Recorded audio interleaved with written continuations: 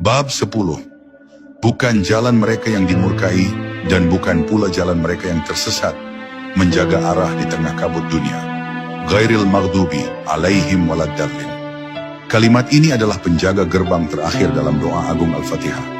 Sebuah permohonan untuk tidak digiring ke arah dua jurang yang berbeda, namun sama-sama menjauhkan kita dari cahaya.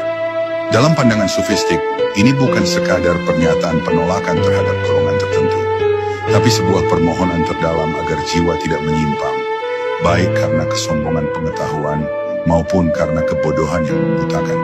Kalimat ini adalah pertahanan ruhani. Ia membentengi kita dari arah yang tampaknya lurus, namun membawa pada kebinasaan. Orang-orang yang dimurkai menurut para arif billah, bukan hanya mereka yang berbuat salah, tetapi mereka yang tahu kebenaran dan tetap menolaknya. Ini adalah penyakit batin yang paling berbahaya, keras kepala spiritual. Ketika hati sudah tahu apa yang benar, tapi hawa nafsu mengajaknya untuk mengabaikan nurani. Dalam kondisi ini, manusia tidak lagi berjalan dengan cahaya, tapi menutup matanya sendiri. Maka kemurkaan datang bukan dari kebodohan, tapi dari pengkhianatan terhadap kebenaran yang telah jelas. Sufi menyebut ini sebagai gurur, tertipu oleh diri sendiri.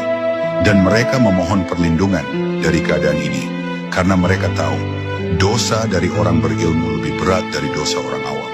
Sedangkan mereka yang tersesat adalah mereka yang tidak pernah tahu jalan itu ada. Mereka berjalan tanpa cahaya, tanpa arah, tanpa peta ruhani. Mereka tidak jahat, hanya hilang. Namun, tersesat tetaplah tersesat, dan jiwa mereka menjauh dari kesejatian karena tidak punya penunjuk arah. Sufi memandang ini bukan dengan rasa angkuh, tetapi dengan kasih sayang. Mereka berdoa agar diberi kesempatan untuk menjadi lentera bagi yang tersesat, bukan hakim yang mencela. Karena dalam setiap orang yang tersesat, ada potensi untuk kembali. Dan setiap lentera sejati pernah pula berada dalam gelap. Maka Sufi tidak menghina yang sesat, melainkan mendoakannya. Mengucapkan ayat ini adalah bentuk kesadaran akan bahayanya dua ekstrem. Mengetahui tapi menolak, atau tidak tahu, dan terus melangkah tanpa mencari. Maka seorang pencari sejati selalu menjaga hati. Ia tidak cepat merasa cukup. Ia tidak cepat merasa benar. Ia menunduk bahkan saat kebenaran bersamanya. Karena ia tahu arah bisa berubah dan hati bisa tergelincir dalam satu desahan nafsu. Ia menjadikan kalimat ini sebagai pelindung ruhani, sebuah zikir agar Tuhan senantiasa membimbing langkahnya, menjauhkan dari kesesatan yang diam-diam atau terang-terangan.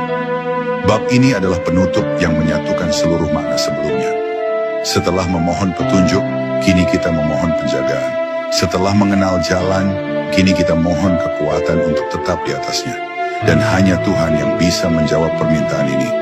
Maka di ujung doa ini, seorang sufi menunduk dalam hening, merasakan seluruh makna yang telah ia lewati dalam 7 ayat yang agung. Ia tahu, hidup ini adalah perjalanan panjang, dan Al-Fatihah adalah peta menuju rumah sejati. Maka dengan gemetar, ia mengucapkan kata terakhir, Amun, kabulkanlah ya Allah, jangan biarkan aku melangkah sendiri. Dan kini, setelah kita menapaki ayat demi ayat, melalui lorong-lorong cahaya dan kedalaman makna, saatnya kita kembali bukan sebagai jiwa yang sama, tetapi sebagai jiwa yang telah disentuh oleh keabadian. Al-Fatihah bukan lagi hanya surah yang kau baca di salat.